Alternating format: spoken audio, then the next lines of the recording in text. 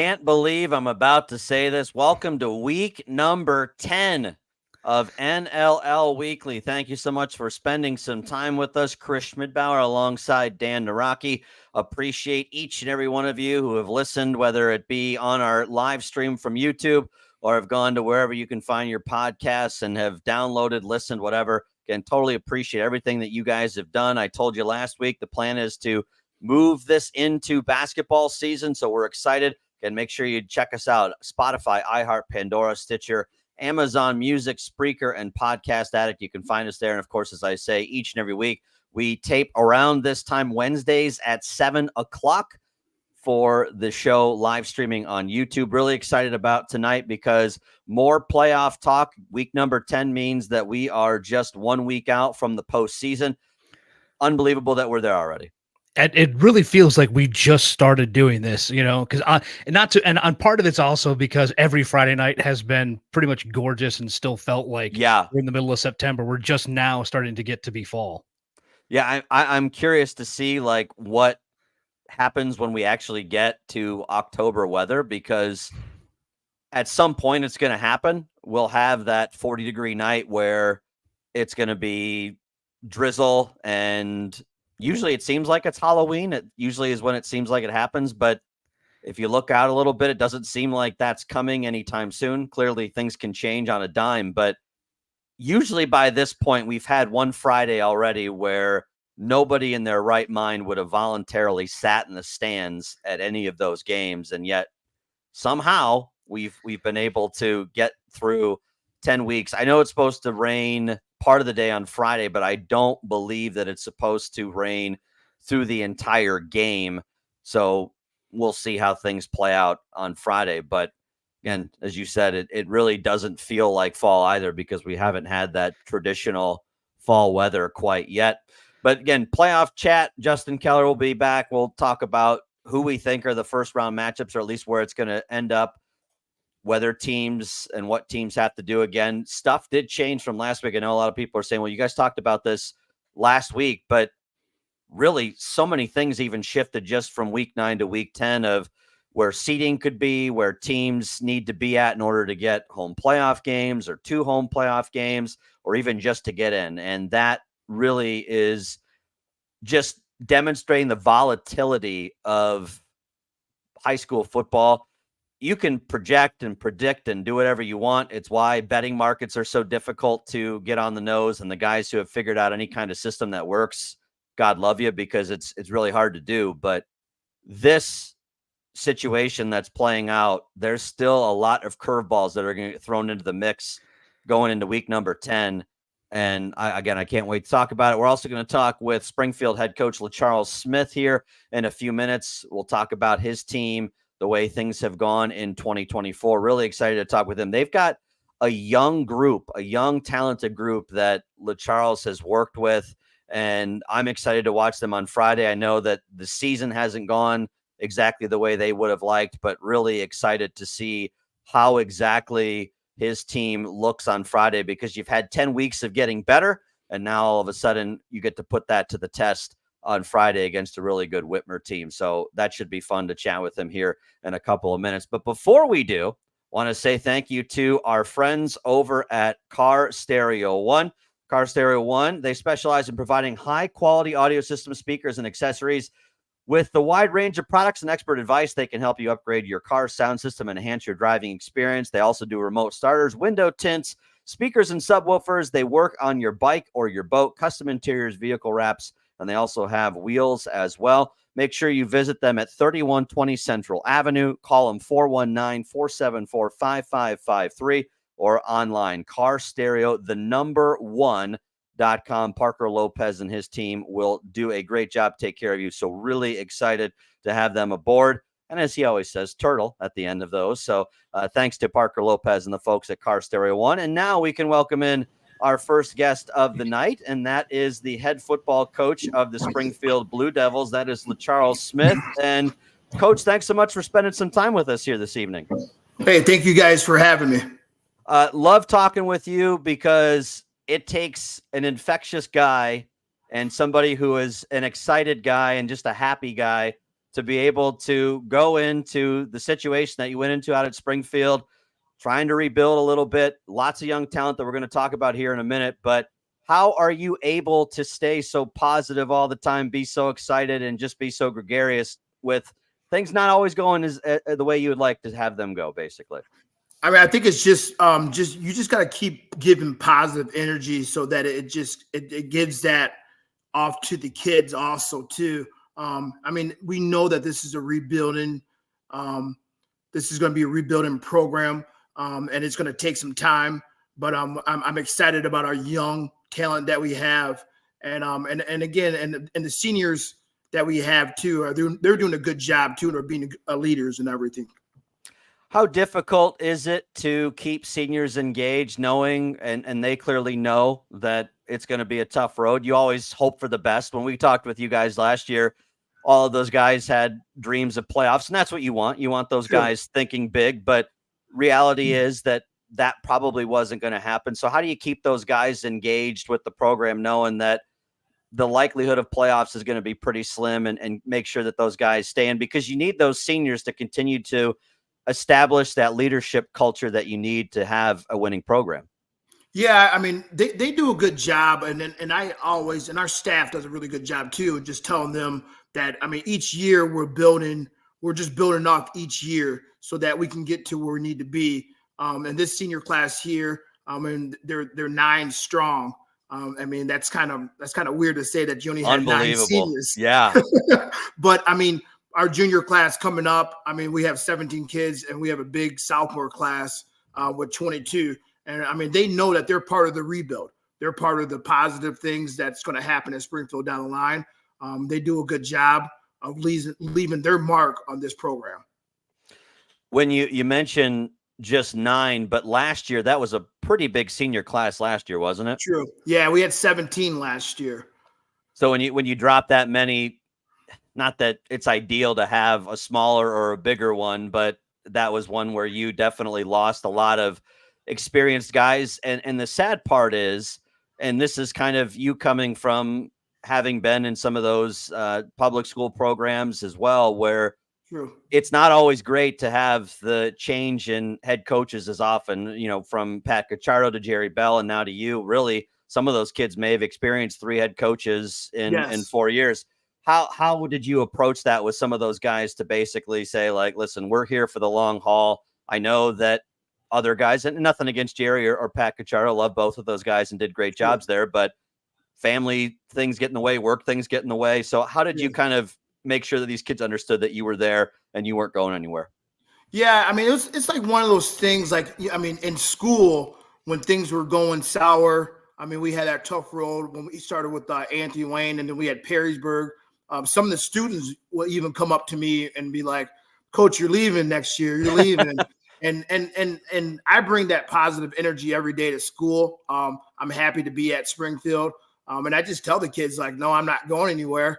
And again, this is a job that I really, really wanted. And I knew that this is going to be a rebuild. And I'm going to put all my focus on getting this done.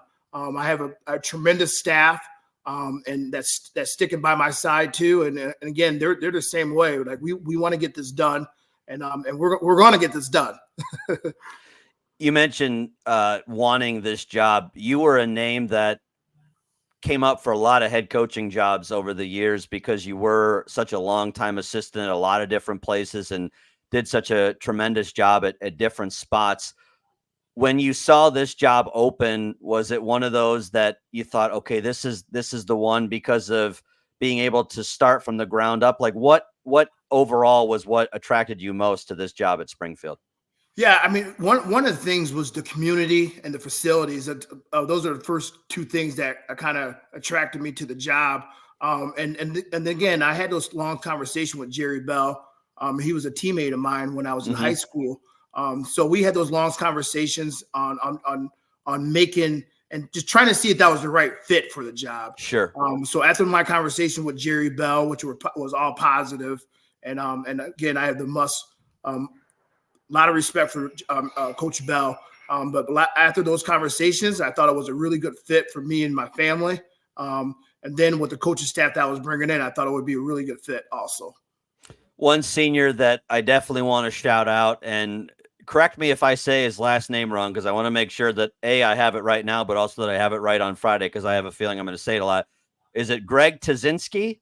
It's Puzinski. Thank you very much. So Greg has been a name that has been on this roster for several years and has been a contributor for you guys. You moved him around a little bit. He plays tight end. He's played a different couple of spots at linebacker or different positions at the linebacker position, whether it be weak or strong or middle linebacker. Yes. But he's that one guy, I would say, out of the seniors that immediately kind of jumps to the top of the roster, that you've seen that name. He's been a contributor. What does Greg bring to your team? Yes. If this was the not the make-believe world and you had one wish, my wish would be, I wish Greg was a junior so that we could have him for another year. But Greg is just an alpha male. How he carries himself in the school, how he carries himself outside of school, and how he carries himself just within the team. He's just that alpha male. I always call him that throwback. He could have played in the 90s. He could have played in the 80s. Like he's that type of kid, hard-nosed, tough, rugged kid. But he's a great leader too. He's our alpha male on our team. He's our middle linebacker. We asked him to play a little defensive tackle. I mean, it was an easy conversation. Greg is like, sure, I'll do it. And that's his mentality. Kudos to his parents and everything. Greg's, like I said, if I had that one wish, I wish he was a junior, because he's just excellent program guy. And you need those guys, because it's hard to get guys excited and have pride in a program, and you need those guys to stick around and constantly come back, because I think it's an example of not everything's going to be easy in life. And I've talked with a lot of coaches this year, and I know you know this, LaCharles, where life throws so many curveballs at you. There's a lot of different things that happen to you, and things aren't always going to go exactly the way you want them to. So to see a guy like Greg come out year in and year out, knowing that last season maybe we only had 2 wins or had 1 win, whatever the case may be, to see him come back out and volunteer and say, I want to be a part of this, that's a impactful statement to those younger guys to say, listen, I understand that things didn't go the way that we wanted to last year, but I'm back here to make sure that that can change this year. And whether it does or not really doesn't matter, because I'm all in on this program. Yeah, he just stays the course. And again, he did it back in the weight room in the off season when we were working out. He rallied a lot of kids together in the hallways. He brought out some new kids, new faces this year. You can just tell that he was a warrior and he wants to win. And another thing too, like when he comes in on those Saturdays and those Mondays, you can just tell that, he's beat up every single game because he just gives it his all. But he's out there practicing. He's ready to go. And he, like I said, he's just a warrior, just an absolute warrior. Another guy that has been around the last couple of years that's been a contributor, that is a junior, and I'm sure you're excited to have back, is Logan Goodrick. And he does a lot of different things for you. He's a special teams guy. He's a receiver. Logan's one of those, I would say, a little bit of a throwback as well, in the sense that he's not necessarily a typical receiver that we see these days. And he's more of a possession guy, but also to be able to kind of be multifaceted, to be able to kick, to be able to do some different stuff. He's really probably kind of that utility knife for you guys, almost where you need something like, well, let's see if Logan can do it. Yes. And that's what, that was our vision with Logan. Right now, he suffered a knee injury a couple games ago, and so he's out for the year, but he's still at practice every single day. And our vision next year for him, and he played a little quarterback for us, and he did a really good job playing quarterback for us. He's going to be the focal point next year at being quarterback, and team him up with Gay Gregory. And again, that's why I'm excited about our young talent, because of we go down to the lower division next year. And it's something that I really feel that there's some positive things coming for Springfield. Well, you mentioned Gabe, and I tried to keep that in the barn for as long as I could, but I know everybody wants to talk about Gabe because he has really burst on the scene this year. And I think a lot of people thought that when Eli Beal leaves and you lose some of those guys, and again, Eli has done tremendous at St. Francis, and I know that you probably had a lot of pride watching him play over off of Bancroft, but you're probably wondering, all right, well, where do we go at tailback? And here comes this 5'8", 170-pound kid, and it's not just that he's doing it against the teams that you're supposed to do it against. He's doing it against some of the better teams in this league, and to see the numbers that Gabe's put up in this tough Buckeye division, to see the impact he has on games, that's got to excite you for one. But then also, as you said, to know that not only do you have next year, but you've got another year, he's going to be one of those kids that I would imagine in 4 years, if the trajectory continues at the rate at which it's going, he may leave as one of the best backs that's ever played at Springfield. Yeah, and another thing too, and I always say, and I'm a defensive guy though too. So last week against Perrysburg, he ends up with 12 tackles. So he had 19 carries on the offensive side, and then he had 12 tackles on the defensive side.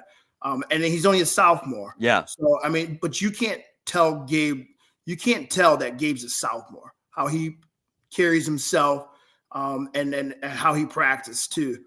So we're very excited with Gabe. And again, unfortunately, when Eli left, but we knew right away that this was going to be the Gabe Gregory show, and we were excited. So that, I mean, again, we thought that Gabe Gregory and Eli was going to be that pair for us going into this year. And again, and Eli's having a tremendous year this year. And when Eli left, that we knew, and honestly, I had that conversation with Gabe, and I threw him my car keys. And I said, "Hey, the show is yours now," and he accepts the challenge though too, So whatever he wants, and Coach, he says it too. He's like, "Hey, Coach, whatever you need me to do, I'll do it." And at first, in that Maumee game, we were kind of like, "Hey, let's limit his plays to 100 plays." We didn't play him a lot on defense. He played a lot more on offense. And then after the Maumee game, we just let him just go, and he's done a really good job. He does a really good job in the weight room too. I wish that you guys can see him work out, because he, like I said, you would think that he's a senior, but he's only a sophomore. I love too watching. I got a chance to watch back some of the game that you guys had against Northview a couple weeks ago, and that's one where if you were looking at one that you absolutely wanted, it was that one, because you went into that game and you probably were the favorite going into that game, but give credit to Northview. You guys played. I think people are going to look at that 21-0 score and think, it was over early. That went all the way to midway through the third quarter until you guys even were able to punch one in.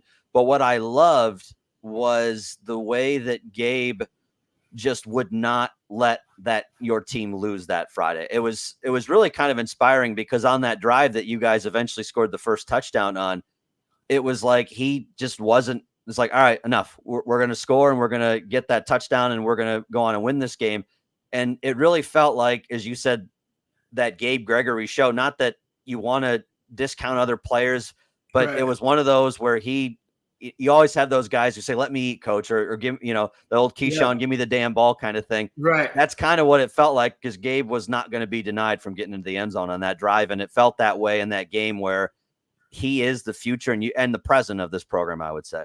Yeah. And, and we were talking about it today. And again, when he makes up his mind and says, "Hey, I'm just going to take this game over," whether it's offense or defense, I mean, Gabe just does it. And this is his learning curve for this year, where, like you said, Chris, going into next year, he's going to be one of the best players in the area, offense and defensively. So I'm excited for Gabe, and I'm excited for this game against Whitmer, because this is another test. And then again, I'm excited for Gabe for the offseason too.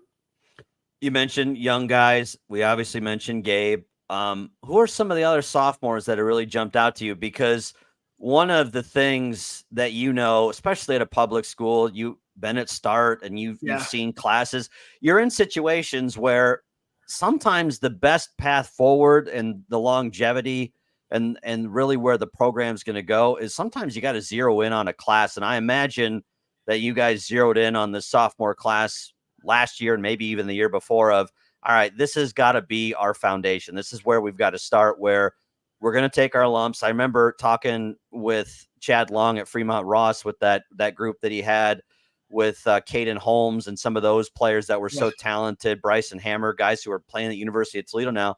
And you have those guys and you say, okay, we got to have these guys be where we start. Is that sophomore class that for you, where you guys said this is the class we have to use to establish the foundation? Then give us some of the names of guys that have also stood out besides Gabe. Yeah, I would say that sophomore class is. We have a couple of juniors too that really done a good job this year. Obviously they're going to be seniors next year. One of the names that come to mind off to me right now is Byron Jackson. He's our wide receiver. He plays free safety for us. He's a tremendous athlete. He can go. And I'm excited to see. And he's ending the season how we wanted him to start the season, but he's ended the season really well. And that's and he's another kid. He came from Start. He transferred in January. And he was only 140 pounds. Wow. He did a really good job putting 15 pounds of muscle in the offseason. And again, he's going to play basketball for Coach Nick. But again, he's a workout warrior. And we have some sophomores there. We have a couple of freshmen that start varsity too. Okay. So Vayshawn Winfrey, he's a lineman. He plays offensive guard for us. He's a freshman. And the good thing about Vayshawn is he's getting better and better and better. You start hearing some area coaches kind of like calling me or texting me and say, he's only a freshman. Yeah, he's only a freshman. He's a good one for us. And he's really good in the classroom too. I'm very proud of him. How do you kind of make sure that those kids stay locked in? Obviously, results not where you want them to be. They will get better, but is it individual achievements with these? I mean, I'm sure when you share that kind of stuff, and maybe you haven't, but some of those kids probably hearing like, listen, people are talking about you. Like people are noticing what you're doing. That's got to spark a kid to be more invested and want to get better, I'd imagine. Yeah, I mean, I always tell kids, and we have a good 8th grade class coming up too. But I always tell kids too is that like we're at the situation where we're building this program where you can play early. I mean, again, you can transfer, and the parents have their own agendas or whatever, but you don't know where you're going when you transfer. Obviously, it worked for Eli Beal, but some of the other kids that transfer is not working out for them. So, But I told them, I said, you can play early here at Springfield High School, and you can play now. And the biggest thing if you want to play college football is just getting some tape on you, getting some film on you. So, and you can do that. If you work hard, you're going to do that at Springfield High School. Now, you mentioned moving to the Cardinal division, and I feel like you guys have been in a no-win situation the last couple of years, and not because you can't ever compete in that Buckeye division, but the Cardinal feels a little bit more where you're going to see more of that success moving in next year, just due to the fact that size-wise, I said this about Northview too. Unfortunately, it's like the Big Four, even though Anthony Wayne in a lot of ways isn't much bigger or smaller than you guys, but there's those Big Four, and then you two kind of got thrown in there to have this division, and it's been really tough.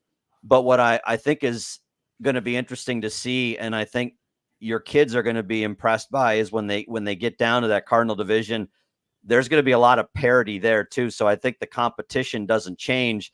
Maybe it's different. Maybe guys aren't as big or the schools aren't as big, but man, you've seen the last 2 years where that Cardinal division has gone pretty much right down to the final weeks. It did last year. Clay wrapped it up last week, but could have lost, and it would have been interesting.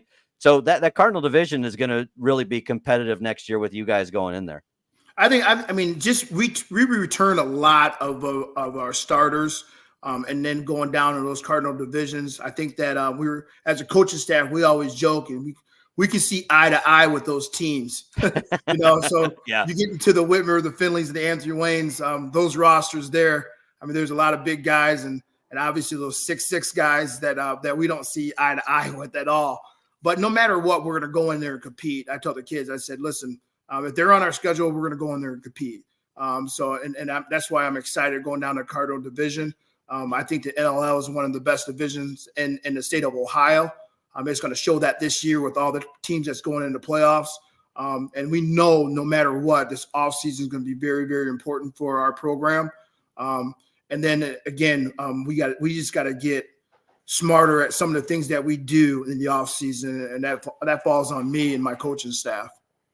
You guys like to use the phrase own the standard. That's a phrase that you guys have used to kind of get these guys to understand that there is a baseline for what we expect. What is the standard to you? I mean, I think it's just the standard, just how you present yourself in the community, in school, and then on the football field too. And I told the kids that we just got to make sure that we hold each other accountable, and then that we just own the standard. The standard is being student athletes. So that's making sure that we get to school on time, making sure we get good grades, making sure that we're respectful in the classroom. And then when we get on the football field, that we hold our teammates accountable too. So, again, I told the kids, whatever we want to do, we talk about being a brotherhood. And I tell the seniors this, whatever you guys want as a brotherhood, own the standard of it, own the standard. And the nice thing is, I think you could probably say with each senior class that they could probably tweak it a little bit to mean what they want it to mean, in a sense where you can say, like, we want to be this kind of team. And not that it's going to vary a ton, but everybody can kind of put their own spin on it from year to year. Yes, and that is true. And then that's why it's sort of kind of wide open with owning the standard.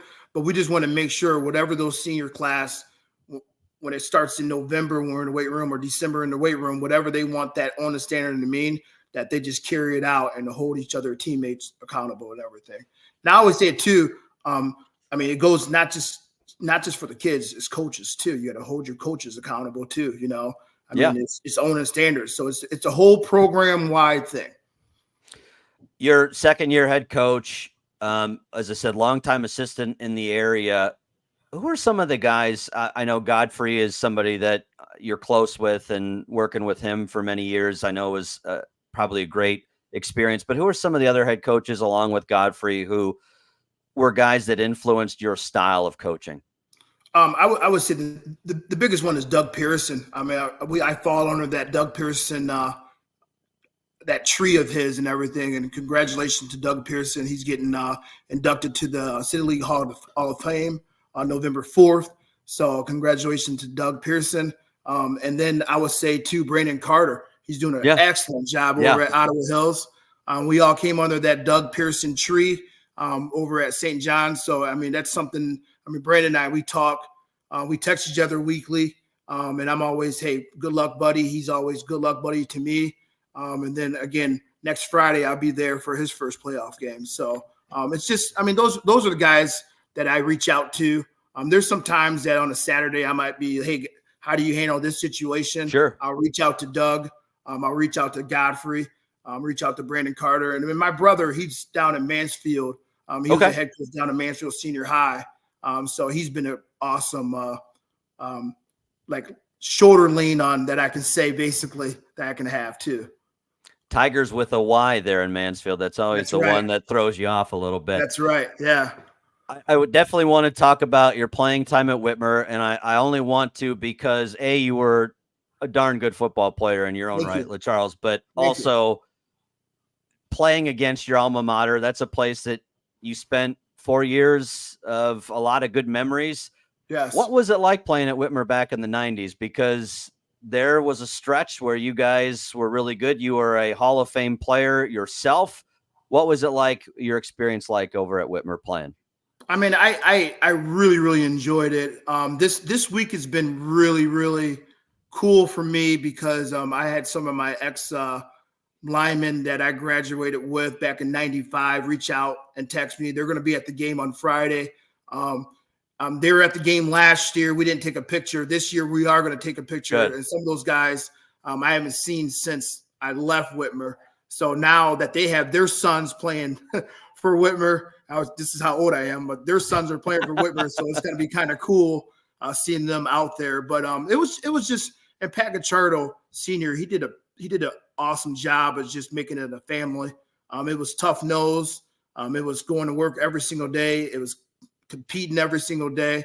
And again, I think that brought the best player out of me is Whitmer High School. And I always tell the kids too, I mean, I don't forget my little league days at Shoreland High School, Yeah. Shoreland Elementary too, being a Firebird and everything, and playing at that Whitmer Stadium. And it was, and like I said, I felt that like the career that I had, my high school career, my little league career, I really, really enjoyed playing football. I really enjoyed going to practice. I really enjoyed the people that I met there. But again, this Friday, I'm a Springfield Devil. And I'm going there to handle some business. So is it going to be weird? I imagine, I know you've been to Whitmer as a coach, but never as a head coach before. Is it going to be weird being on that visitor sideline a little bit? No, I don't think it's weird at all. I mean, it's just another opponent. I should say another stadium. It's a beautiful stadium. I think it's one of my favorites. Maybe because I scored a lot of touchdowns there, but but yeah, I don't think it's weird at all. It'll be great to see some of the people again that I graduated with, that coached me over there, and then again some of my ex-teachers and all that stuff over there too that helped me along the way. So, but it's not going to be weird. Again, I just want to stay focused and guide these kids and just be ready to play on Friday.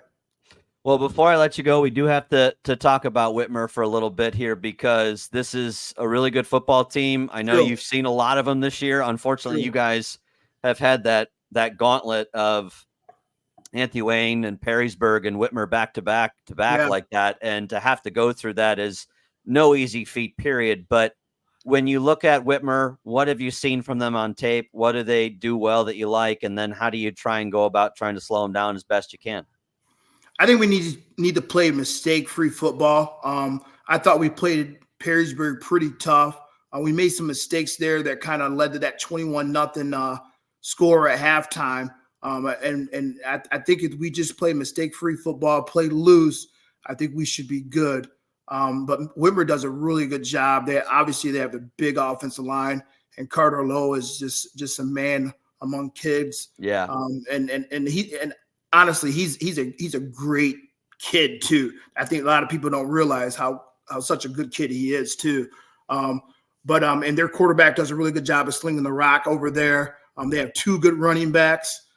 This looks like a Pat Gachardo Jr. offense. So this, I mean, and Pat's doing a really good job being an OC over there and everything. But their defense, they fly around. Donnie Malloy does a really good job over there. They have a couple guys that just fly around. Napoleon, he's just a man over there at linebacker and everything. And then, again, he was Defensive Player of the Year last year, and he's doing a really good job this year. But for us, I just think that we just can't make mistakes against these guys. We can't turn the ball over. We can't have any costly turnovers. Can't penalties. We got to play and KT's got to really use his legs in this game, and he's got to play free football. Yeah, I do have to mention Caden before we let you go, because a guy that, in talking with some folks, never had played quarterback before, and you asked him to move into that role because of his athletic ability. How has he evolved through this season, especially being a senior and trying to play that position for the first time? I think he's done well for us, and he's another kid too that you wish he had one more year and everything. But I think he does well for us and everything, and he just has to have that game. And we were talking about it today at practice. He has that game where he knows that he's the best player of the field, and he knows that he's the fastest player of the field. I think he's going to present some problems for Whitmer. And again, once he steps on the field, he just has to know that. I said, man, it's just a feeling that you got to have. And you just can't worry about any mistakes. You just got to let it rip. This is the perfect opportunity for him to do it. Game 10. And again, if we win this game, we're still in it. We got a week 11, So and that's why I told KT, I said not to put pressure on your shoulders, but you should accept the pressure and just go out there and play football. And again, he's got some guys that can help him out. Nate Pope there at a wide receiver, Gabe Gregory. And like I said, Byron Jackson also too. So, and we have a pretty decent offensive line that's doing a really good job for us. So we just got to play just mistake-free football. And I do have to say that Rogers win has looked better and better every week that you guys got back in week 2, because I don't know that anybody had the Rams winning 4 games, and they've got a chance to sneak in as well if they can somehow beat Clay this Friday, and you look at that game, and that's one where, guys, you never know where this season's going to take you. Yeah, it might only be 2 wins right now, but if you get that third, that's going to put you in at this point. And I think your point of having these guys understand that if we lose, there's no tomorrow. So you might as well let it all hang out and let the chips fall where they may at this point. Yeah, I mean, and again, we got some good athletes. I mean, KT, I mean, he's an all NLL track guy. Nate Pope is an all NLL basketball guy. So we have some guys that have been in those situations. We just got to let it rip. We got to play together. And again, KT and Byron and Gabe and Nate all have a great game. We're going to present some problems from Whitmer. We did not have that game yet, that all those guys basically had good games. So, and again, I told those guys, this is the perfect opportunity to do it. Whitmer Stadium is going to be a beautiful night there. Let it rip. Well, I could talk to you all night because, I really truly mean this. I love how infectious. I had never really spoken to you before until we had you on the show last year. Thank you. And you could just see the positivity. And I think sometimes that's not the easiest thing to have. I talked to Stephen Adams about the same thing. Like that's hard because being a head coach is not an easy position. So thanks for doing this. And I appreciate it. And I'll see you on Friday. I'll stop down and say hello. Hey, thank you. And again, I want to say this to you real fast. Thank you for you guys, what you guys do. This platform is great for these kids. So thank you for what you do. All right. Thanks, LaCharles. We'll see you on Friday, man. Hey, thank you. That was LaCharles Smith, the head football coach for the Springfield Blue Devils, joining us here on NLL Weekly. Dan, we're 11 for 11 on head coaches. Every one of them has been a fantastic interview this year. They absolutely have. It's been fascinating to just kind of sit back and listen to the conversations. I know I might be on the weird, but I love coach talk, so I can never contribute, but I love observing that. You know what I mean? Well, we're going to have LaCharles know that you're a former star track athlete at Springfield yourself. Okay, Star is pushing it big time. I was there when the track went under the stadium or under the visitor side of the stadiums, but Star is really pushing it. Well, Coach Smith has had to raise the standard a little bit since you've been there, but hey, you know what? We'll take what you can give in there. So no, I love talking with him and really excited to see them play on Friday. Before we get to our next guest, playoff talk on the horizon. Want to say thank you to the folks over at Victory Auto Mall. They are a sponsor of us, and we appreciate everything that they do for us. Victory Auto Mall, if you're looking for a used car, they are the place to go. They are your trusted used car dealer in Toledo. Whether you're shopping for the first or your 10th truck, their staff will provide outstanding service in a no-pressure environment. Their only goal, to find you a great vehicle that matches your lifestyle and service you well for years to come. They pride themselves on listening to the needs of the customers, and everything they do designed to make sure your car buying experience is easy and as enjoyable as possible. Of course, you can give them a call, 419-345-3603. 1632 West Lasky Road is where they can be found to buy cars. And then, of course, online at WeFinanceCarsToday.com. And also make sure you ask for Steve when you go in. Steve is the man you want to look for. So again, thanks to the folks over at Victory Auto Mall. So let's go ahead and bring in everyone's favorite analyst here, everyone's favorite Hall of Famer here. It's Justin Keller. Hey, you know, I tell you, you are Alec Baldwin. So I mean, you cracked that code. We know you've got nothing better to do, so we figured we'd have you back for more playoff talk. That's right. Right. When all else fails, it's called good old Coach Keller, right? It is funny, though, because I was talking to Dan at the beginning, how much stuff even changed from what we talked about from last week to this week. Like, there's enough shifting that happened. And you and I were texting back and forth about this during the weekend because we said that Whitmer at the point last week, it was projected at 3. Over the weekend, it jumped to 2 for a little bit, and now it's back down to 3. But you've seen St. Ed's move, and it all based upon where those games have been projected to finish. But the fact that you still had that much volatility with 2 weeks left really just speaks to how crazy and how many more twists and turns we have yet to go in this last week of the regular season. Yeah, and so much still. I thought it would be a little bit. It is a little bit easier than last week. Sure, we only have 1 week, but it is crazy how the second level points, and when you get down to the, those teams that are looking to finish between maybe the 7th and 13th seed, how much they're counting on some second level points and how much that's going to shift. So it's not just as easy as looking at, well, if this team wins and this team loses, then this will be the matchup, because like I said, so much of it comes down to those second level points as well.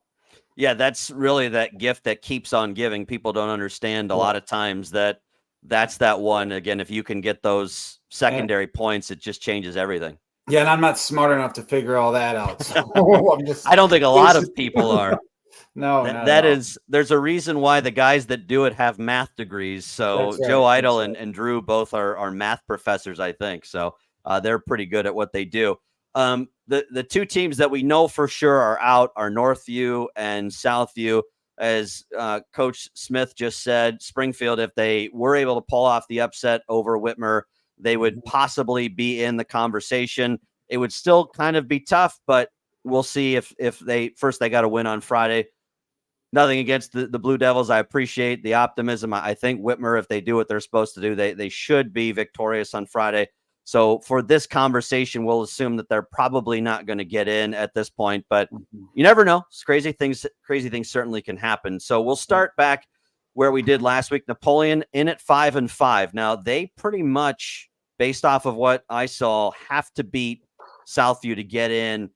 And this really changes. And when you talk about the differences between last week and this week at this point, the difference is that Napoleon was projected to beat Bowling Green. That did not happen. Bowling Green won, and that threw a huge curveball for the Wildcats because they have to beat Southview at their place on Friday.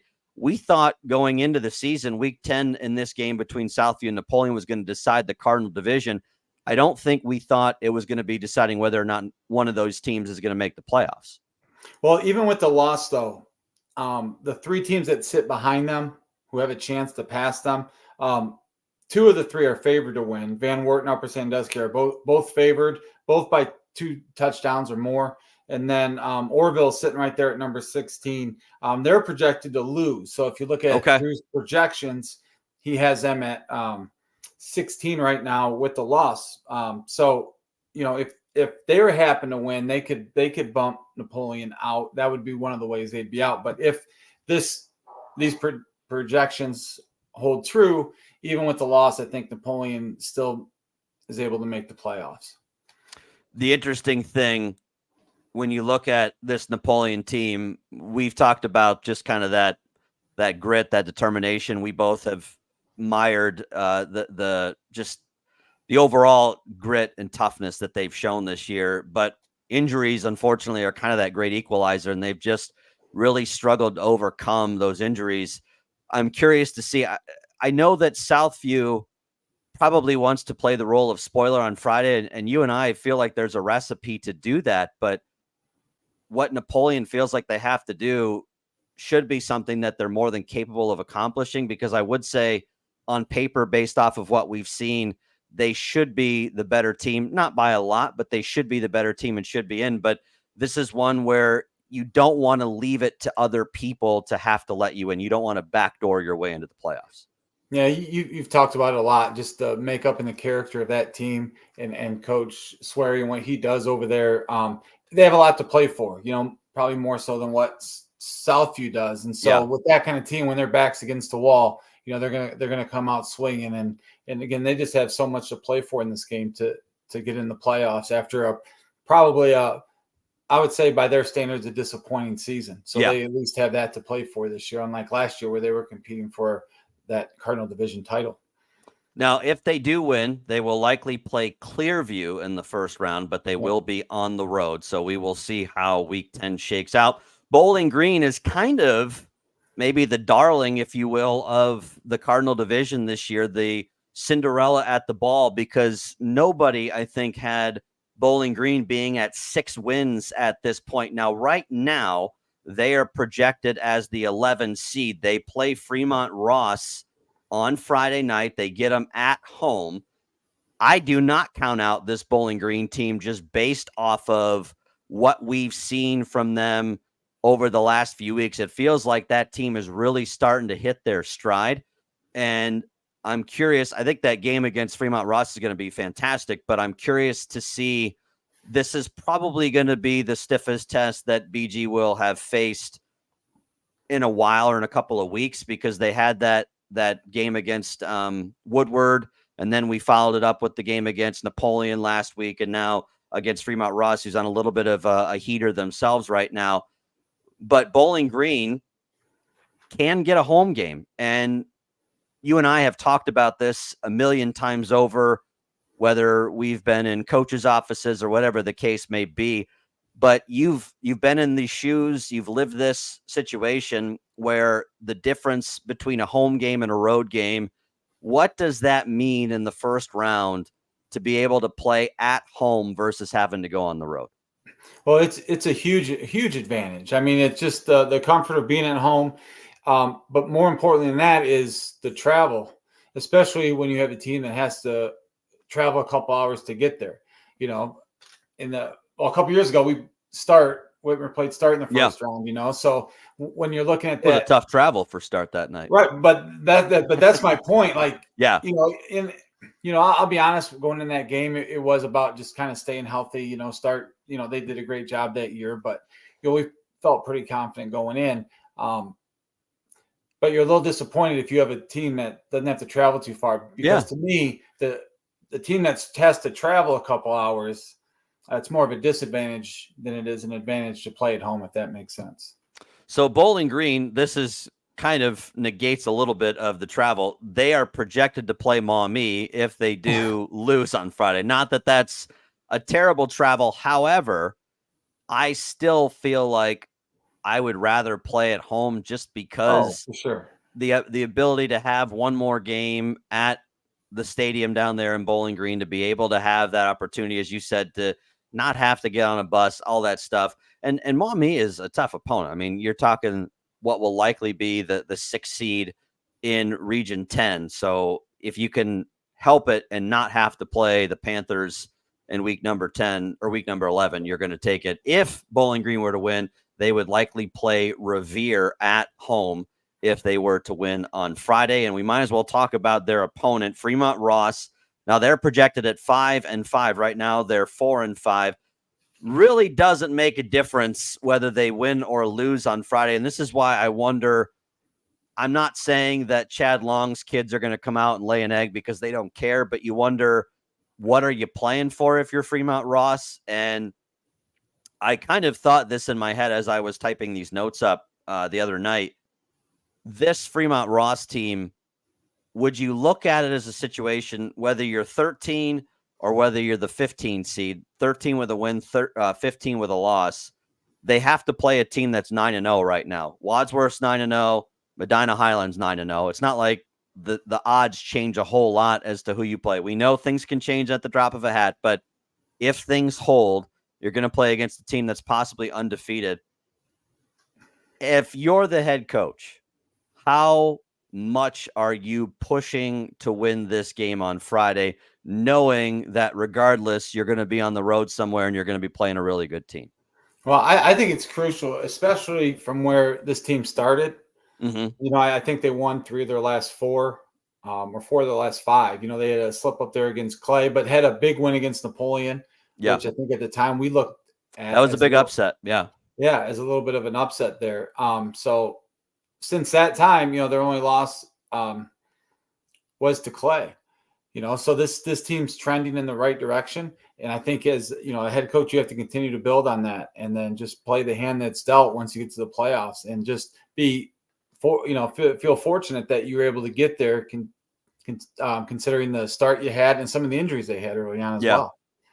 Yeah. I wonder, because you see this in the NFL, and I know that this is high school and it's not the same thing. And you see it in college too, sometimes, where coaches will certainly shift their lineup around a little bit in order to make sure that you're fully healthy going into the first week of the playoffs. And when you don't have a lot to really lose or gain by winning outside of that momentum, you wonder if a guy's banged up, are you asking him to go, or are you just holding him out and make sure that he's as fresh as possible for week 11. I think there are going to be guys. In fact, I'm sure there are guys on that roster that are in that gray area of, yeah, if this was for us to get in, or if this was for us to win a league championship, we probably could play this guy, but is he going to be better just being rested for another week? That's going to be, I think, the dilemma more than anything that Chad Long and his staff are going to have to figure out this week, because yes, you want to keep the momentum going, but on the other side, a fully healthy team is going to be more advantageous to you in week 11 than not. I guess it depends on, honestly, what your realistic expectations are as a coaching staff. Yeah. And listen, let's be honest. What you're telling your team sometimes isn't exactly what's being said behind closed doors in coaches' meetings. Yeah. You know, and again, nothing against Springfield, but that would be a conversation Coach Winters is having with his staff. Yeah. Right. Going into this week. Like, we got to rest a couple guys, or we can get by this week. Shouldn't we play well? We shouldn't have a problem. And rest guys for week 11. If I'm Fremont right now, I'm laying it all on the line. Okay. Because in my opinion, they're probably, no matter what happens, running into a little bit of a buzzsaw in week 11. And I think getting that league win, getting that momentum and that confidence going, and so they can, in the offseason, point to those last 5 games of the season, kind of hang their hat on that going into their offseason, workouts and program and whatnot. Well, and to your point, to be able to finish on a positive note and also have that stretch also as a big boost moving into next year of, look what we did, can we keep this rolling? That kind of conversation. And sometimes I've said a lot of times where there are seasons where the run that you're on starts the year before, and you don't necessarily always know it, but the things that happen in week 11 or that last loss of the season kind of sets the tone for where you're going to be at going into next year. And I'm sure you would agree with this, but all you got to do is rewind to 2011, the way the season ended at Whitmer and how that set the stage for 2012. Well, you look at the, even going past that a little bit into 2013, and you look at some of those seniors that maybe didn't have a lot of playing time because, the Hollies and Lynches and Marquise Moore and all that casting crew that we had, how much extra practice they received over the previous 2 years. I mean, a full season. I mean, you're talking 9 weeks of extra football from the time they were sophomores and juniors with those 9 playoff games. So they got that much extra practice, that many extra reps.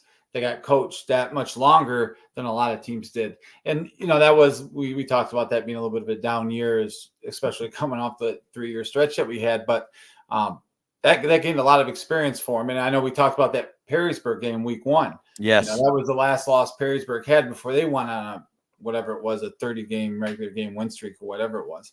But we walked into that game with a win. And a lot of that had to do with some of the experience and the extra practice that those seniors received as sophomores and juniors. I think that's an underrated point that a lot of people don't understand. And if you've coached, that those practices are invaluable, more so for the younger guys, because you're managing the workload for the guys that are playing. You want to make sure they're as fresh and as ready to go.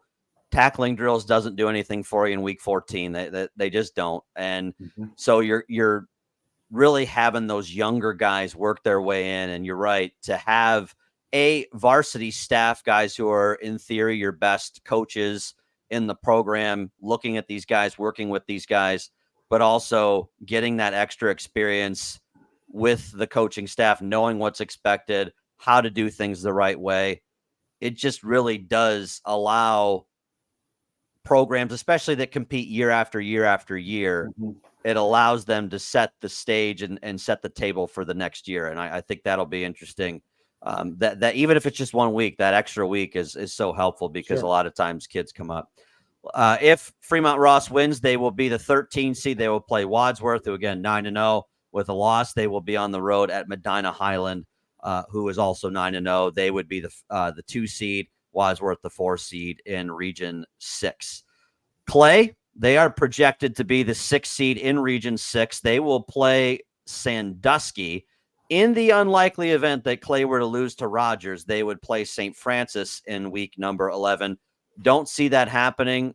And I think Clay probably a little excited, maybe a little nervous as well to play a team that they've beat pretty soundly earlier in the year. You never want to see the same team twice, but if you played really well the first time around, yeah, you tweak some things, you change some things. Yes, the team is different from when you played them the first time around, but for the most part, as long as it wasn't one of those knockdown, drag-out fights, like if we talked about Whitmer and Perrysburg squaring off in week 1 of the playoffs, a little different.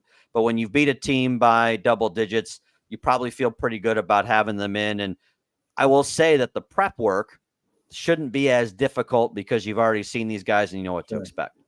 And I'll say this, as far as any of the NLL teams go, Clay's probably the biggest lock to finish where they're projected, based on the fact that the 2 games that they're counting on to figure out who their opponent is, which we've already established, the Sandusky. Drew has them by 25 against Port Clinton, who's down this year. They're 3-6. And the other game that will play a factor is St. Francis, and they play Bedford. And obviously we've talked to St. Francis is much improved. Bedford down a little bit this year, and I don't see that being much of a contest either. So assuming those 2 things hold up, which I think they will, like you said, it looks like it's going to be Clay, Sandusky. And I know this is a Northern Lakes League show, but can we just talk about how much of a scare St. Francis put into Central for 3 quarters last Friday? You and I looked at each other. Dan was giving us scoring updates, and he told us 7-7. And you and I both looked at each other and thought, oh, my God. I mean, to have Central be held to 7 points for 3 out of 4 quarters, when a year ago that was a 60-plus first half and a running clock in the second half. What a job by Josh Linke and the turnaround that they've done there. Just really an incredible story. And really, I think the story of the year in Northwest Ohio, that's the turnaround that a lot of people don't see coming. And the fact that he's been able to do that in 1 year. The problem is you start to put yourself in a little bit of a corner where it's going to be expected to be better. But first year, you don't get much more successful than the turnaround he's done. I've only watched a little bit of St. Francis this year, and it was actually their scrimmage against Findlay. You're kind of looking ahead at Findlay, and of course they had a healthy Ryan Montgomery at the time, and St. Francis was just moving the ball. And I'm watching this team. I'm like, oh my God, this looks like a completely different team. You know, they're big up front. They were physical. They marched right down and scored on Findlay. And again, granted, it was a scrimmage, but you could see how physical they were. With Beal at running back, I mean, he's a special talent as well. But you could see right away after I watched maybe a quarter of that scrimmage, was really impressed. And I figured they were definitely on their way this year to make some improvements. I'll tie it back to the Northern Lakes. Like Jody Webb, former Whitmer Panther, is the running backs coach there. So Jody, definitely always a big fan of Jody. And obviously the excitement we got to watch when he played, but turned into one heck of a coach as well, it appears. Anthony Wayne, they're in the playoffs. Need to finish undefeated, though, to get those 2 home playoff games. They would finish as the number 3 seed if they're undefeated, but they fall to 4 if not in Region 6. North Royalton with a win, Cleveland Rhodes with a loss. It's very fine. They could have where they get bumped to 5 if they don't beat Perrysburg, and not to preview that game because we'll do that here in a little bit, but that's one where I think Andy Brungard's got to be happy on twofold. One is he can totally play up the Buckeye division angle because if they win on Friday, it's an outright championship for them. But the other part of it would be, guys, do you want to play home twice? And we've seen what a home field advantage Schaller Stadium is for Anthony Wayne. Whitmer witnessed it firsthand. So to have a team come there twice, assuming you get through the first round, that would be a huge advantage for Anthony Wayne to be able to have a team have to come to their stadium 2 weeks in a row. Oh, especially we talked about before playing on the grass. Yeah. I'd be willing to bet whoever they play in both those first 2 weeks haven't played on grass. No. So, and especially later in the year, you know, when that grass is a little bit torn up and, you know, if you get a little bit of rain before the game or on game night, you know, obviously as we saw against Whitmer, that didn't make a difference that night for the Panthers. So we'll see what Anthony Wayne does. That game, again, a big one on Friday. We'll preview it here in a minute. Findlay, they're in no matter what. Looks like they're going to be the 10 seed regardless in Region 1, likely 4-6. They will finish on the road against Northview. They will likely play Lorraine. We got to see Findlay last week. You could see flashes. I think the talent is there. We liked what we saw in snippets of Landon Eckelberry, but that is one where Stephen Adams had to have been beside himself because Whitmer had a lot of unforced errors that they were gifted by Findlay. And I don't want to say that it wasn't indicative because I thought Whitmer played pretty well also, but even still, it was not a clean game by any stretch for Findlay. No, it wasn't. I show up at work on Monday and I had a couple of people ask me, Findlay's not very good, huh? I'm like, well, actually, they're not bad. Yeah. A bad snap that set up a score. They get their first down and then they fumble after they cross the first down marker. And then the third and long Whitmer had, they're in that corner route to TJ. Had a blocked punt as well. Yeah, and then that ball's deflected on third and long, and that set up another score. Yeah, right, so right. Really Kevion, yeah. Honestly, a few plays away, and I don't know if I think we talked about it off air on Friday night too when we looked at help me out, the receiver. Jacob Ragland. Yeah, Ragland, and we looked at his. Findlay does a great job when you're there, and they give you these real extensive stats. And he was targeted 10 times, had 8 touches for 138 yards of offense. Yeah. So I'm sure if you're Stephen Adams, you're looking at him like, man, we should have got Ragland the ball more. Well, and for the game, they had like 100. For the game, they only had like 150 something yard wise. Yeah. So I mean, he was focal point. And I would say, if I'm game planning, I'm figuring out a way to get the ball in number 2's hands as much as possible. And I don't know. I'm not saying that they didn't try and do that last week, but things went sideways pretty quick. The other thing too that hurt them, and I know Coach Adams was on, and what was the one game? Eckelberry had 25 carries or something, and he said that was a little high. They don't want to get it that high, but when you're a spread team like that, and you run your screen game is as good as Findlay's is, and you start to get linebackers out of the box, and you're an empty, you have to count on quarterback run. And because of the injury to Eckelberry, he had stitches in his arms. You could tell that really wasn't part of the package, and rightfully so. But had he been healthy and if they were able to exploit that a little bit more, using his legs in the run game, that could have had a different effect on the game as well. For sure. Perrysburg, they are also in Region 1. Now they're projected to be the number 4 seed. That's, of course, assuming that they lose to Anthony Wayne. But should they beat the Generals, they will be the number 2 seed in the region. They will likely be home twice regardless. John Marshall out of Cleveland with a win, or Normandy with a loss. Both of those would have to travel to Wood County and take on Perrysburg at their home stadium. We'll preview again this game here in a minute. Perrysburg, though, I'm not saying that they're not concerned at all about where they're seated in the playoffs. Not a huge difference between 2 and 4. And I would also say they're looking at it way more from a conference perspective on Friday. However, in your mind, is there a big difference between 2 and 4? Yes, there's one that we've already spoke of, and that is if Ignatius wins. If Ignatius wins, Ignatius could get to 15. I think it's third. I thought it was 13. It is. I'm sorry. It's 13. So, it does have an impact there a little bit. No one wants to play Ignatius. I don't care if it's home or away or a neutral site. That especially with 16 teams. I mean, how unfortunate are you to have a 16-team playoff in your region? Get 2 home games in your first one's Ignatius. So it does factor in a little bit. I think it does make a difference. I know that if I was on staff right now, I'd be watching that game very closely if I was on Whitmer's staff. But no, it does make a difference. And there's some movement there. Ed's, there's a couple different scenarios for Perrysburg.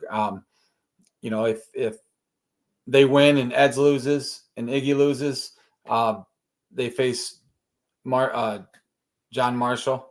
Mm-hmm. If Perrysburg wins, Ed's loses, Iggy wins, they have a good chance of playing Iggy.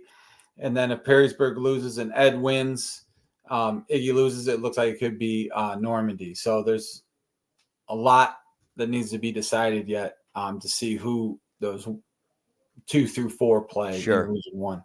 And the interesting part you mentioned about Lakewood St. Ed's, they will finish the year against Archbishop Hoban, and St. Ed's went from projected loss to a projected win, but it's by a point. I mean, if you're, we've always heard the odds makers, and not that we're doing that, but we've always heard odds makers say that if you're calling a toss up, it's always 3 points to the home team, basically, is how you usually kind of signal we're not 100% sure, and you're just accounting that home field will have some difference. 1 point is not a lot of assurance that you're going to see a win by Eds on Friday. We could see Eds drop as well. There's a lot of things that could go on, and I might as well use this to jump into Whitmer, who's projected as the 3 seed right now at 8-2. And again, their seeding depends a lot on Perrysburg and St. Ed's, who as I said, plays Hoban. Looks like if things hold the way that Drew Pastor at Fantastic 50 projects, they will play Medina, or perhaps they will also take on a team out of Parma. 2 home games no matter what, assuming that you finish 8-2.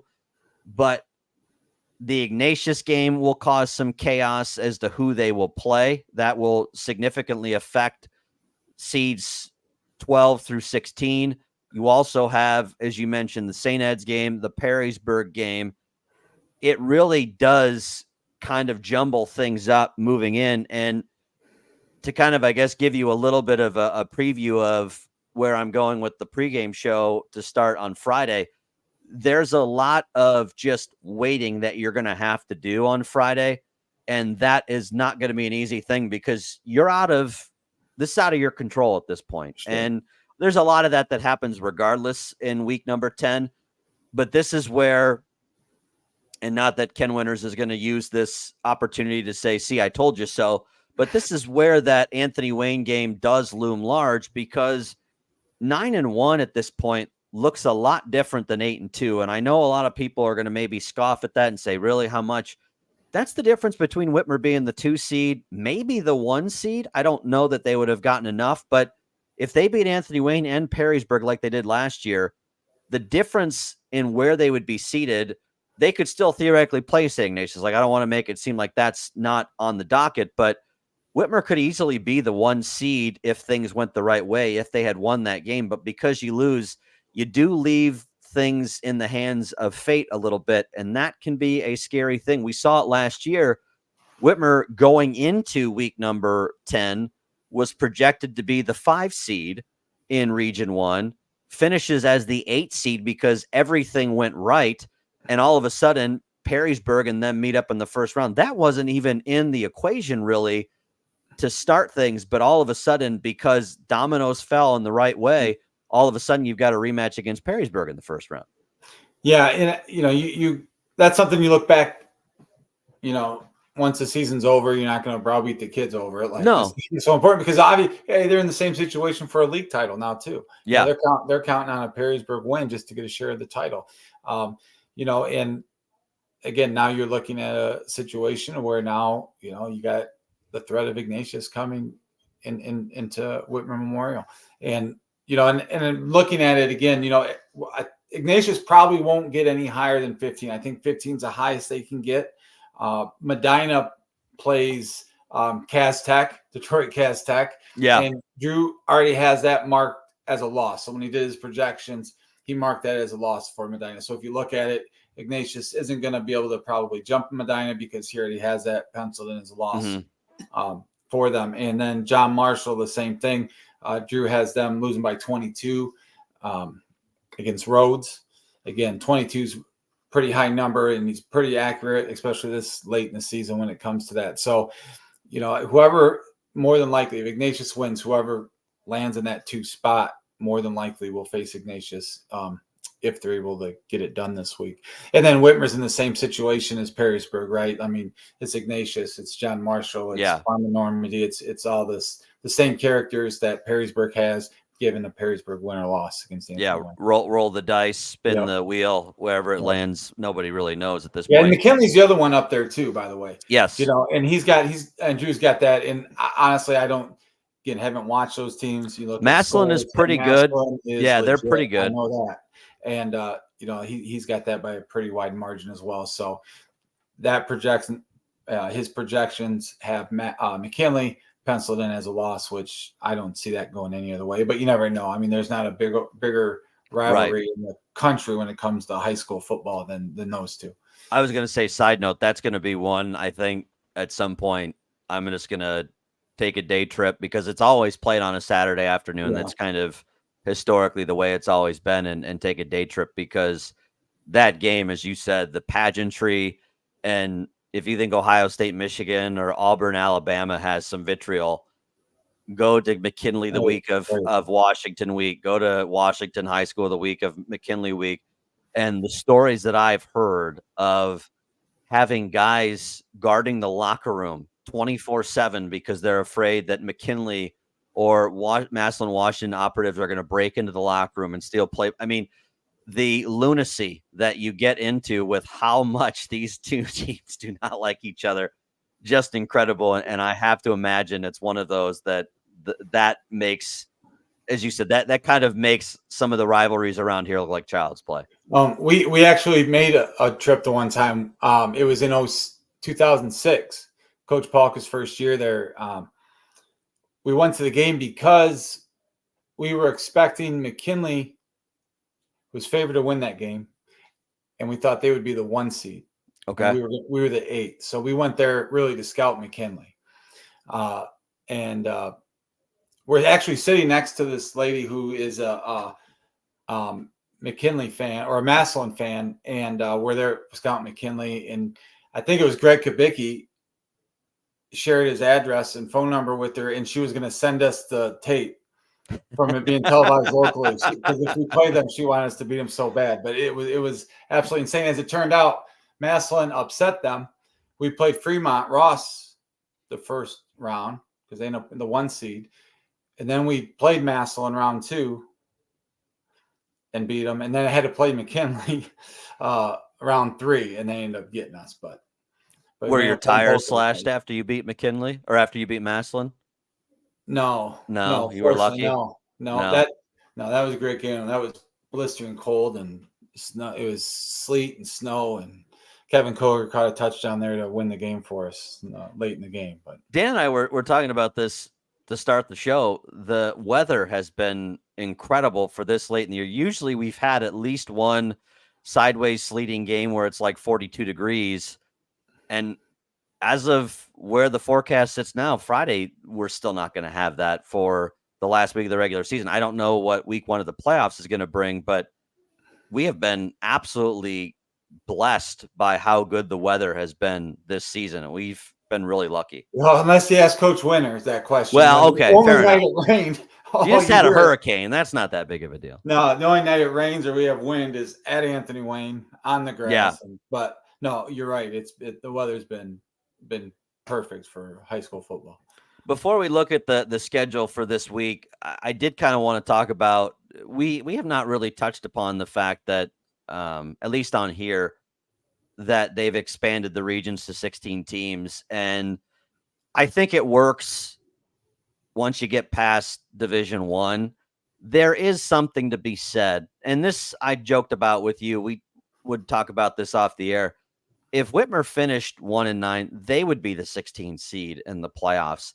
There's something about, regardless if it's Ignatius, whoever it is, that you have 18 teams in each region and only 2, basically 8 teams out of all of the teams you have in Division I don't make the playoffs.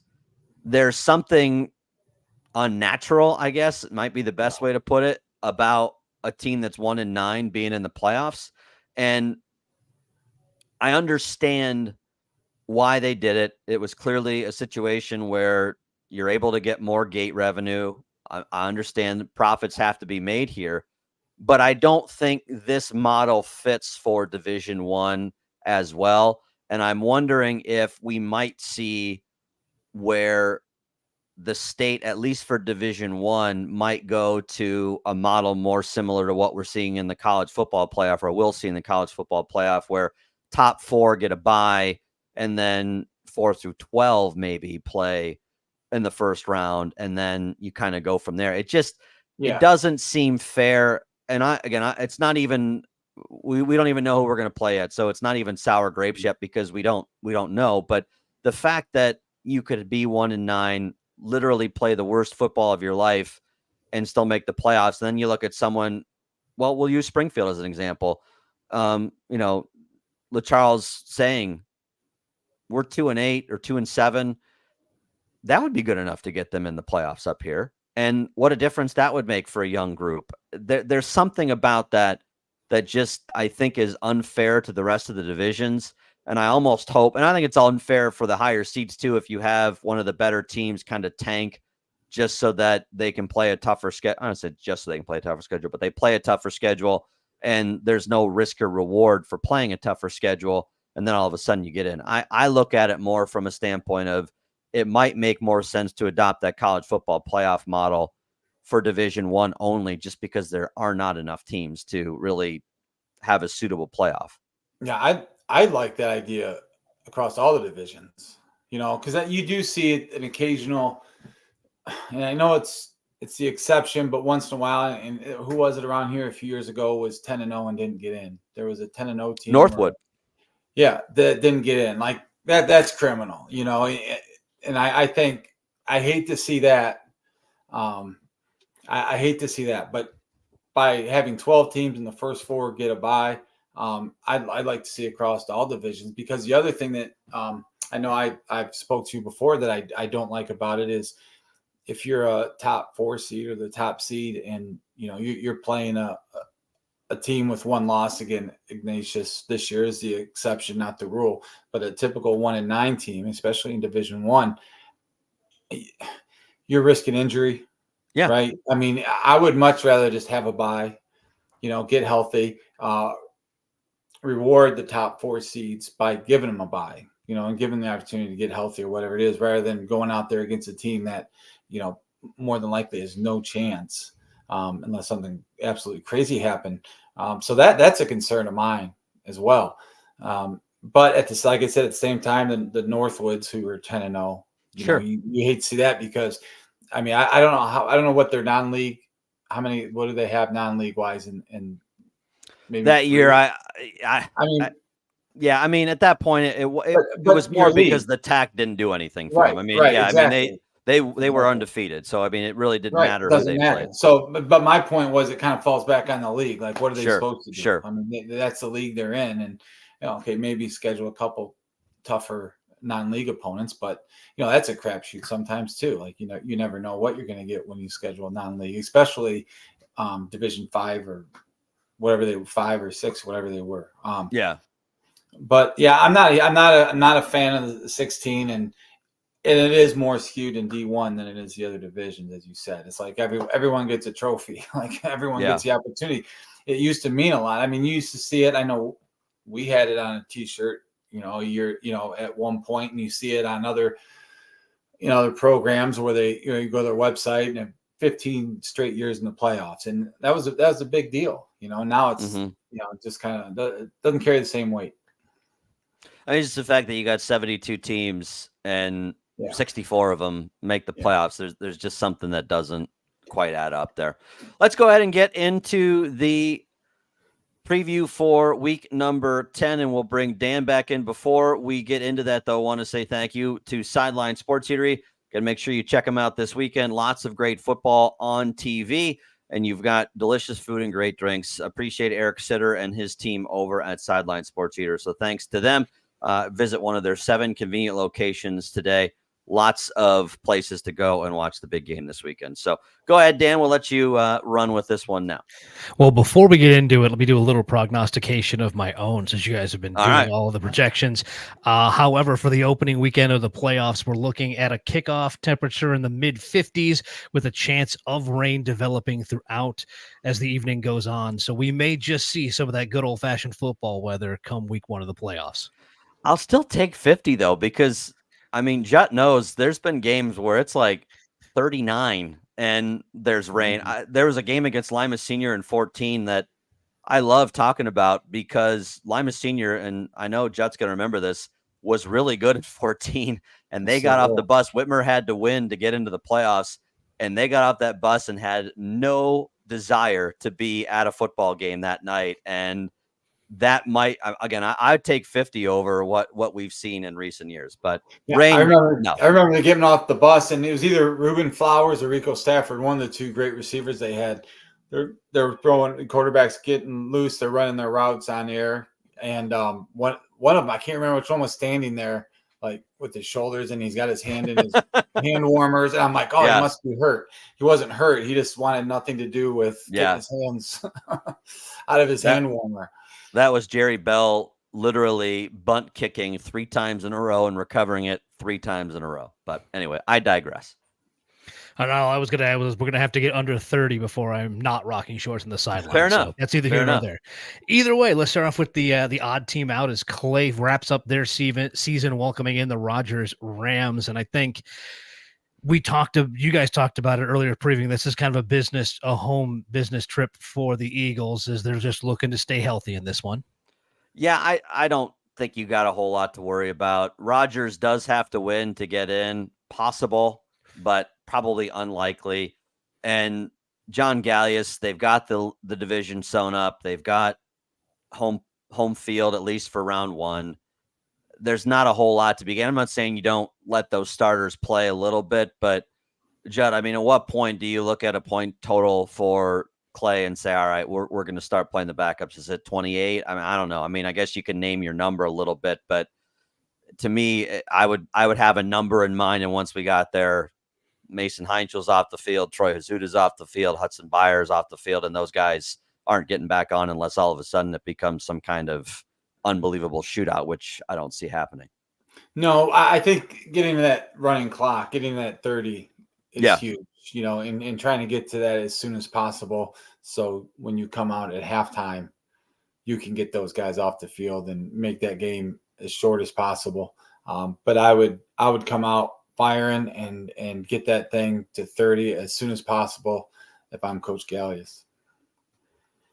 Finley will take an actual business trip as they hit the road and finish the season up at Northview. Probably a lot of the same things you could say about Clay, you say about Finley, but coming off of last week's game against Whitmer, what do the Trojans need to work on as they look forward into their playoff matchup? I think you got to play mistake-free. Yeah, clean up those mistakes from last week. And I'm still being really smart with Eckleberry. I'm sure the stitches are out or whatever, but I'm being really smart with him. I know we talked about his lack of running against Whitmer last week. I would shut him down this week as far as the run game's concerned. And the focus would be clean up some of those mistakes. And if I'm Coach Adams, I would hammer that all week and just remind those kids how close really they were to making that a competitive ball game and getting their focus, on week 11 right now. And that doesn't just start too. That's the thing. We've talked about this in the past. Playing a full 48 minutes, playing a clean game, playing a mistake-free contest is an attitude. It's kind of, mistakes happen. You get that, but to have that many happen last week, that doesn't just start all of a sudden in week 9. I feel like, especially for a group that's still, I don't know how over they are, what happened with Ryan Montgomery. I think at stretches it's probably been better than not, but I do think there's, again, I what we saw was not indicative of how much talent is on that team. And you're right. A lot of people had said something similar to me this week of, well, they're not very good. They are. They're not bad. And are they as good as they were with Ryan Montgomery? No. But regardless, there's still talent there. And I think they could give somebody a run for their money in the first round if you don't come ready to play.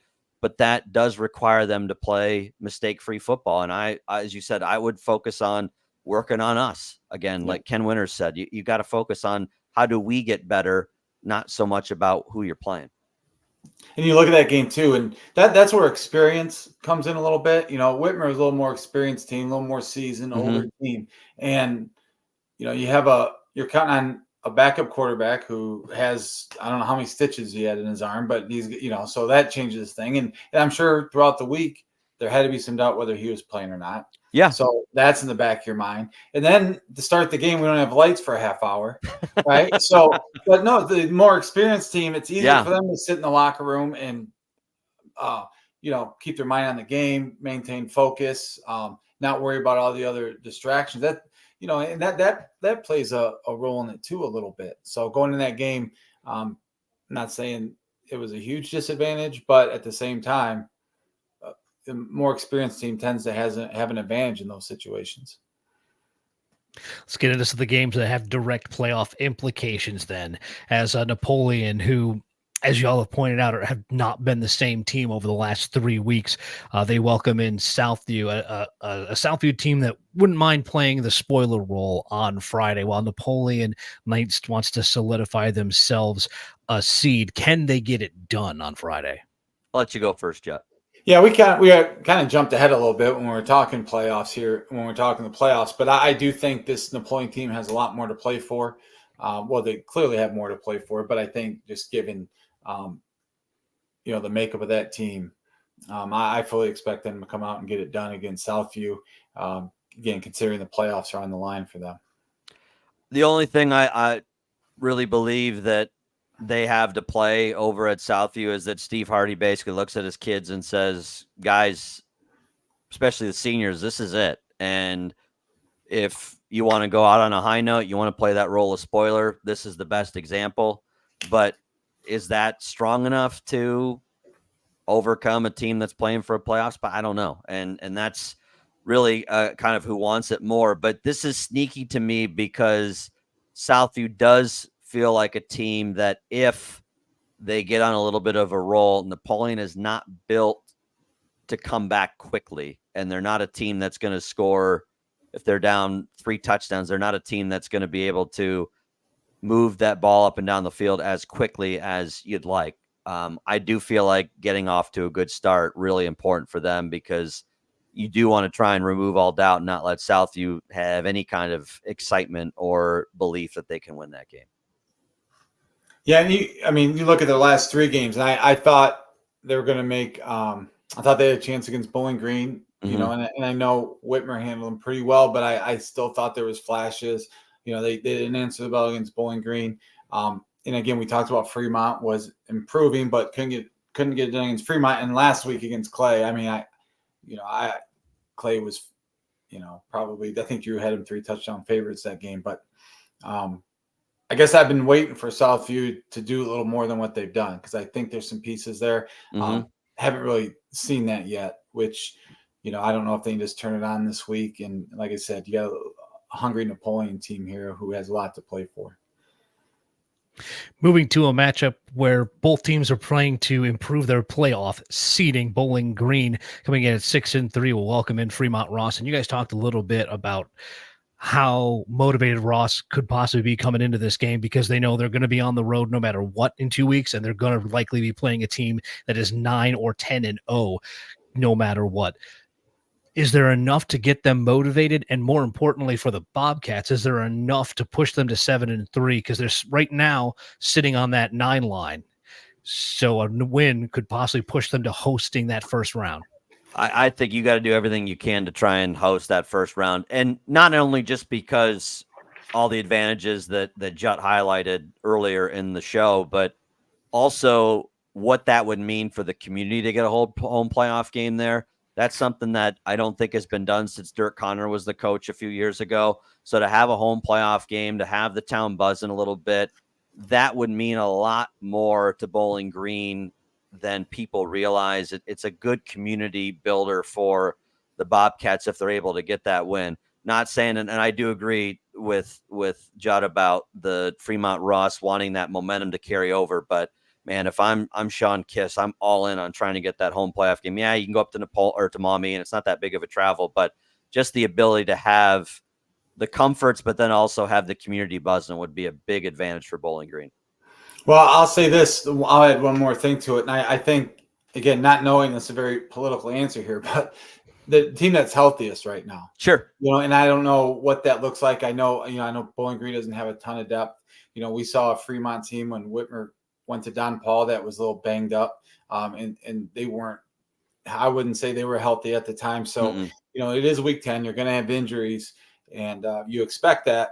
But I think the team that's the healthiest right now, come Friday night, is probably going to come out as a winner in this one too.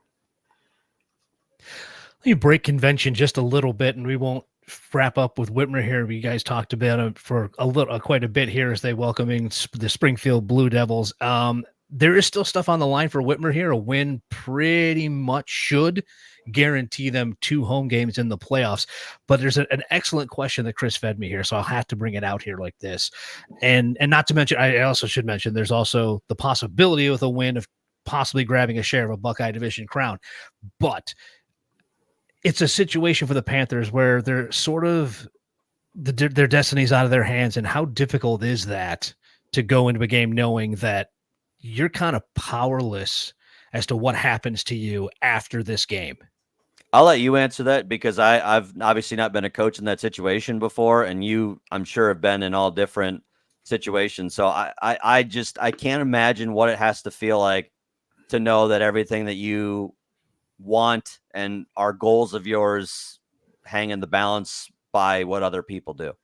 Sure. So, you're looking at a share of the league title. It's out of your control. 2 home playoff games, which is somewhat out of your control. So you got to focus on what you can control. And none of that even matters if you can't take care of business. That's for sure. And again, I know Whitmer's heavy favorites and this is a game they should win, but that's going to be the focus. It doesn't matter about the Perrysburg Anthony Wayne game if you can't get it done against Springfield. None of it matters. None of it matters. And I mean, and honestly, we talked about playoff projections and we didn't even talk about if Whitmer lost that game. And I'm sure, if Coach Winters isn't going to take the time to look at that either, it's focused on taking care of what you can control. And right now it's taking care of Springfield on Friday night. And I'm sure he wants to kind of get in and get out. But at the same time, he's got to look for improvements. We saw a Whitmer team against Northview who, we said was obviously they won big, but it was a clean game. There was very few mistakes. They didn't have the penalties. We thought guys were engaged. Not so much the case last week. They come on at halftime, they're flat. You could see some of the frustration on the sidelines. There was some chirping going on back and forth between both teams. And that's the kind of stuff that if I'm Coach Winters, I'm focusing on that. And I want to make sure we take care of Springfield and forget their record and just take care of business. How much or how difficult is it to block out that noise? Because guys in the locker room, I guarantee, are talking about it. There's no way that they're not looking at it. When you're inside that bubble and having been at Ohio State, that's a much more impenetrable bubble at Ohio State than what it is at Whitmer. You spend a lot more time together at the college level than what you do at the high school level. You guys have the unenviable task when you're a high school coach, assistant, head coach, whatever the case is, to try and insulate the team as much as you possibly can. How difficult is that to do? Well, kids are a lot smarter than we give them credit for, and I think just to ignore the fact that you're counting on these, for Perrysburg to win and all these other different scenarios, I don't think you can just ignore it and pretend like it's not there. I think you as a staff, you need to address it, and lay it all out there for them. And then the other thing with Springfield, and I would tell offensive unit this all the time, when you're playing a team that you should win, it's, it's kind of cliche, but it's not about us, it's about them. And you hear that all the time. But what we mean when we say that is we have to look to get one day better. One day better, whether it's a Monday, Tuesday, Wednesday, or a Friday night in a game where we're heavy favorites. We're not just going to roll out there, so we can look good and have the lights and the band and all, the Friday night. But we were out there to get better. And that's what I'm focused on. Because if you tell the team, well, and I'm not saying this is the case with Springfield, but when it's a game as a coaching staff, you're expected to win. If you tell this team, if you don't play well, they could come up, they could beat you if you don't play well. Honestly, the kids probably aren't going to believe that. They're not going to believe that. And what's going to happen is you're going to come across a team where that is true, and they're like, oh yeah, I remember when coach said that, we won 63-0, but but you lose credibility, and the kids, like I said, are pretty smart. So to be as transparent as you can be with them and let them know what's at stake, let them know what needs to happen, and go out there and just get one day better. If they get one day better, it'll take care of itself. So you don't want to Lou Holtzum and pretend that William and Mary is just as good as when you take on USC? No, I would not. No. Those Whitmer kids are smarter than Notre Dame. Yeah, fair enough. Woohoo! Shots fired in week 10. No, you can email him at. No, well, let's wrap up here with you can't ask for a better way to end a regular season with a game between Perrysburg coming in 8-1 at Anthony Wayne, 9-0. Big rivalry, all kinds of stuff on the line in the playoffs, not to mention a division championship on the line. And I guess we can lay that real quick. Anthony Wayne are outright Buckeye Division champions with a win. Perrysburg share that championship with at least Anthony Wayne, possibly Whitmer, with the win for the Yellow Jackets. And there's so much going into this one. You have just two physical teams, two teams that are going to want to establish dominance in the running game. So I guess the two questions are, who is able to dominate the ground game, and who is able to be the more physical of these two teams? I look at Anthony Wayne and I wonder, you and I talked about this, Judd, and I know I've said it to Dan as well, that combo of Eric Bush and Joe Cini for Perrysburg at nose and middle linebacker, probably the best 1-2 combo up the middle of any defense that we've seen this year. I don't think Anthony Wayne, I don't know what Marysville or some of those teams look like, but I don't think Anthony Wayne has seen any combo that good up the middle defensively. And no disrespect to Whitmer, but Big Mustard is not Eric Bush. And Joe Cini's probably the best linebacker we've seen play the middle linebacker position all year. Anthony Wayne, I don't know what kind of lateral speed they have. If they can run to the outside, there's going to be holes. And that's the number one thing. It feels like this is going to be more, not that most nights aren't, but this definitely feels more of a Grant Kinney running the ball game than a Braden Gardner running the football kind of game. Kinney has to be able to stretch the field vertically with the passing game, but also has to be able to get to the outside in the run game. I just don't see the open lanes that we saw in week 6 for them against Whitmer, against Perrysburg. They're just too stout up front.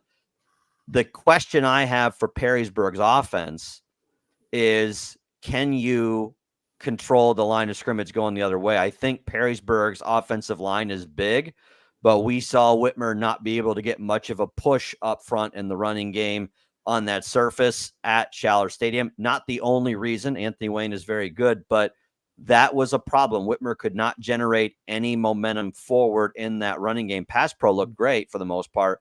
Run blocking, not so much. We also didn't do a lot of it in the second half. Perrysburg, to me, felt like they abandoned the run a little bit too much against Whitmer back in week 7. I think you got to run the football, Jet, and I think you have to do it more than you probably feel comfortable with. Don't worry about throwing on first down, all that stuff. You're going to have to win between the tackles. You're going to have to play this game in a phone booth. I think Perrysburg is the more physically gifted team, but I thought that in week 6, and I still think that in week 10. I still think Whitmer is the more gifted team, but overall, that's not a team that played very well, meaning Whitmer, when they were asked to play in that confined space. And Anthony Wayne's used to doing that. I wonder, can Perrysburg move the football enough in the run game to win? And then what does Anthony Wayne do? Because those runs up the gut just are not going to be there like they were in other weeks. No, a couple of things. I think, you take away Kenny's long touchdown run. Mm-hmm. And I told people this, like 20 points should have been enough to beat Anthony Wayne if you're Whitmer. You take that big run away. That should have been enough to win the game. The other thing I'll tell you is Perrysburg got Whitmer's best that night. They did. They got Whitmer's best. That was one of the, most fired up, and we after the game we talked about it. Coach Winters, what an emotional win that was for him. It was such a huge win. Their backs were against the wall. Did they go into Anthony Wayne? And I know this sounds crazy, but overlooking them a little bit, handled them pretty well last year. I think defensively, I don't think Anthony Wayne is as physically talented as they were last year. I mean, was that part of it? And then, again, we talked about the weather, and that's never, excuse, because it's like that on both sides. But Perrysburg got Whitmer's best. And when they got their best, and Whitmer still, they only had 300 yards, just over 300 yards, and 150 of it came on 2 reverses. Mm-hmm. You think about it. So when you look at Perrysburg's defense, they played pretty well that night. Yeah. And we talked about, the decision to maybe get those field goals and what the complexion of that game might look a little different. But at the end of the day, you can look at the score and say, well, man, Anthony Wayne blew out Whitmer. Whitmer beats Perrysburg. But we watched both games, and I think you would agree that Perrysburg got Whitmer's best that night. Absolutely. And that was a very physical game, and I would expect more of the same. And but you're right, running the ball for Perrysburg. They got the stable of backs. Tackett's is a big physical runner as well, and it might take a while to wear down Anthony Wayne. But I think they have to commit to the run game, and I think they can wear down that Anthony Wayne defense a little bit, as well coached and fundamentally sound as they are. And you said it too with Sini and Bush. I mean, those guys are pretty good. And they got some good guys on the perimeter too. Mm-hmm. Like I said, again, Whitmer didn't. It's not like they lit it up that night offensively. It took 2 reverses to get half their yards, and they have some good players on the perimeter with Braxton Mefford. I think he's an outstanding player.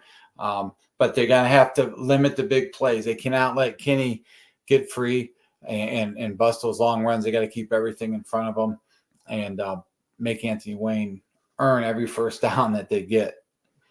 I feel like, too, for Dirk Connor, this has to be a game where he has to be doing nothing but licking his chops for this Friday, because they have not had a chance. You always talk about being able to wash that taste out of your mouth the next week after you lose and having that ability. And this is not to disrespect the other teams in the league, but when you go from Whitmer and then you're Springfield and then you're Northview, and it doesn't allow you to really cleanse your soul 100% until you are able to go to somebody that you see on the same level as you, talent-wise, ability-wise, and beat them. And I know Dirk Connor enough, and you obviously have as well, and we've talked to him. He, I know, has to be itching to prove that this team can do it, because they didn't get to do it last year. They lost to Whitmer, they lost to Findlay, and they lost to Anthony Wayne. He is dying to prove that this team belongs atop that division just as much as Anthony Wayne and Whitmer do. And, man, I tell you, I feel like that's going to be one where he is going to be literally doing everything he can. And not that he does in other weeks, but I guarantee you this one's been circled and he's wanted that back, because you and I just felt like that Perrysburg game, there were some things that they went away from what they did. And there's something about breaking tendency. You and I talked about that and throwing different wrinkles in, but I felt like they got too much away from what they do in the game against Whitmer at times. To me, it feels like you've got to stay true to who you are, offensively in particular, if you want to beat Anthony Wayne. Yeah, the one saying that I know when Coach Palka was at Whitmer and heavy, we were always obviously a pretty heavy run team, but it's famine, feast. Yeah. Just kind of have to weather that storm a little bit. And, you might have a couple 3-and-outs running the ball, but you got to stay to it. And by the end of the game, and as I referenced earlier, by the second half, you start wearing a team down.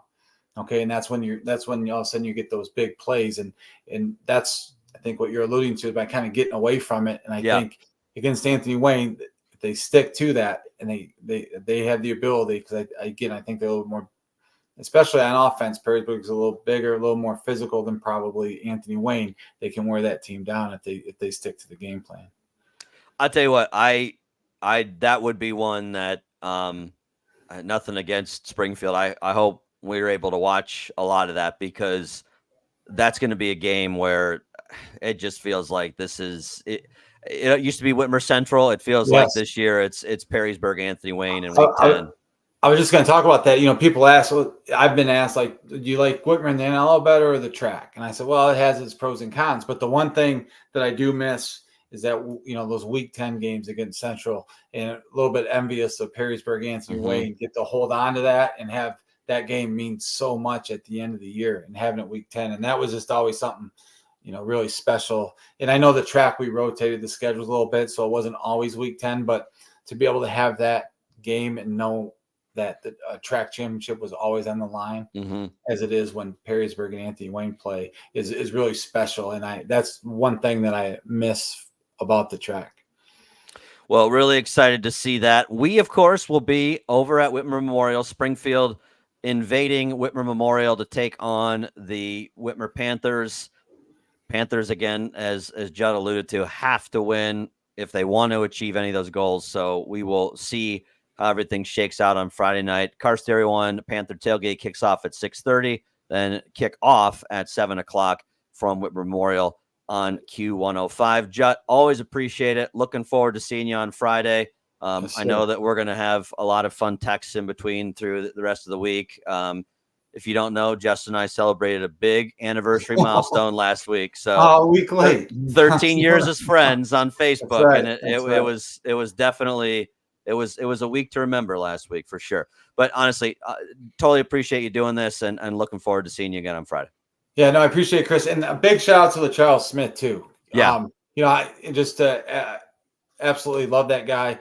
He was a couple years behind me in high school.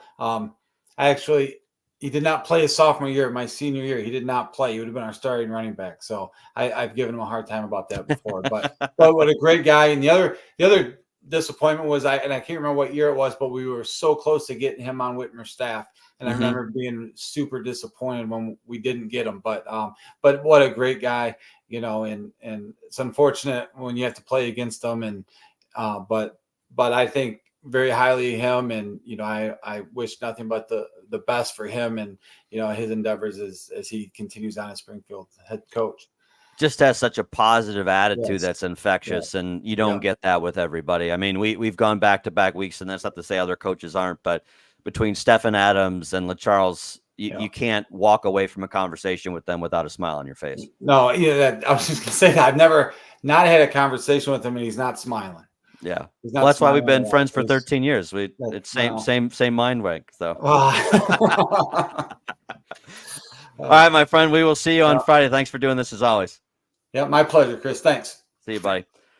Well, that'll wrap up another edition of NLL Weekly. We will be on for the playoffs, so we'll do at least one more, probably depending on how many teams end up making it to the second round. We'll do it for another week.